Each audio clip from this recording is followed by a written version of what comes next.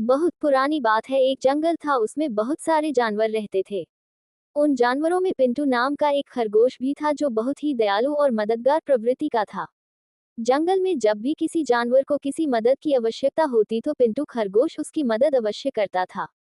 खरगोश के इन्हीं गुणों के कारण जंगल के सारे जानवर उसे बहुत ज्यादा पसंद करते थे। एक बार पिंटू खरगोश खाने की तलाश में घूम रहा था, तभी शिकारी कुत्तों की नजर उस पर गई। पिंटू खरगोश को अकेला देख कुत्तों ने उसे अपना शिकार बनाना चाहा और उसके पीछे पड़ गए। अब पिंटू डर के कारण बहुत ही तेजी से भाग रहा था। पिंटू आगे आगे था और शिकारी कुत्ते उसके पीछे पीछे। पिंटू खरगोश को लग रहा था कि शायद आज वह नहीं बच पाएगा।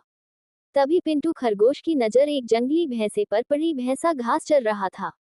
पिंटू खरगोश ने जंगली भैंस से मदद मांगी और बोला, भैंसा भाई, देखो ये जंगली कुत्ते मेरे पीछे पड़े हुए हैं और मुझे मार कर खाना चाहते हैं। कृपया कर आप इनसे मुझे बचा लीजिए।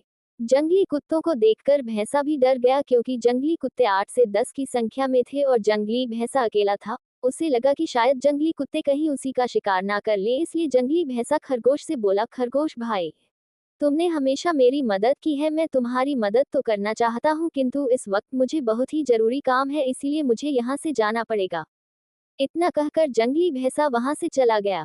पिंटू खरगोश अपनी जान बचाकर फिर भागने लगा और जंगली कुत्ते उसके पीछे थे। तभी उसे एक बारहसिंघा दिखलाई दिया। खरगोश बारहसिंघा के पास जाकर बोला, जंगली कुत्ते मेरे पीछे पड़े हुए हैं, कृपया आप इनसे मेरी रक्षा करिए। जंगली कुत्तों को देखकर बारहसिंघा भी डर गया और खरगोश से बोला, खरगोश भाई, मेरे घर में परिवार वाले मेरा रास्ता देख रहे हैं। घर में मुझे बहुत ही जरूरी काम है, इसलिए मुझे जाना होगा। इतना कहकर बारहसिंघा वहां से भाग गया। बारहसिंघा के जाते ही खरगोश फिर भागने लगा।